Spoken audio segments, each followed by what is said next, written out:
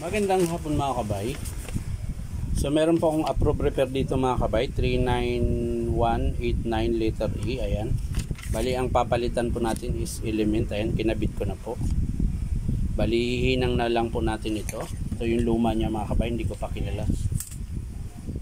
So ayan mga kabay, nakalas na po natin yung element. So ihinang na lang po natin yung bago. Ayan. So susuksok lang natin ito mga kabay bago natin hinangin. Susuksok natin. Ayan. Tapos DNA.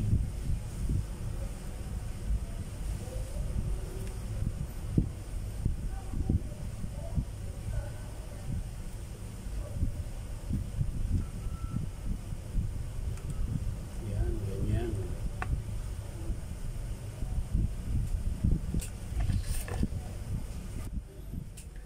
Kaya mga kabay, hinihinang kasalukuyan po nating hinihinang mga kabay.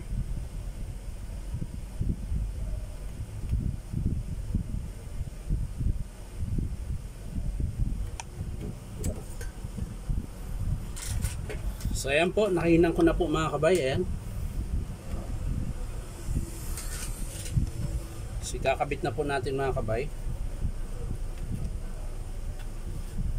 At nang matesting natin kung gumagana na siya. So mga kabay, i-screw ko na po yung PVC board. Tapos yung motor. Bago natin i-testing mga kabay. Yan. Tapos yung switch. Yan. Ngayon, iti-testing natin mga kabay kung gagana na pa. So yan mga kabay, nakasaksak na po yan. So iti-testing na po natin. Lalagyan po natin ng baga mga kabay. Init pala, init.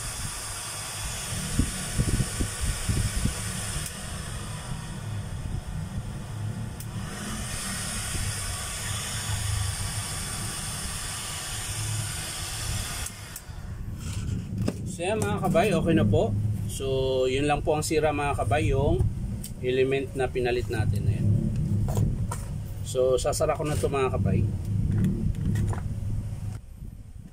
So yan na po mga kabay, sinasara ko na. Yun.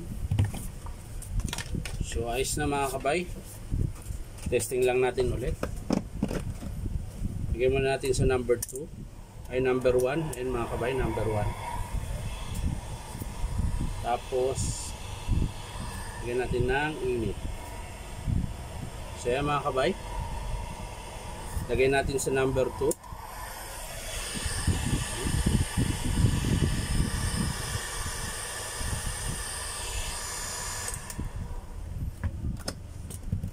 So yan lang mga kabay, maraming salamat sa panunood at palike and share na rin po. At syempre subscribe nyo po ito aking YouTube account na Inom Tabay. So maraming salamat mga kabay, bye bye.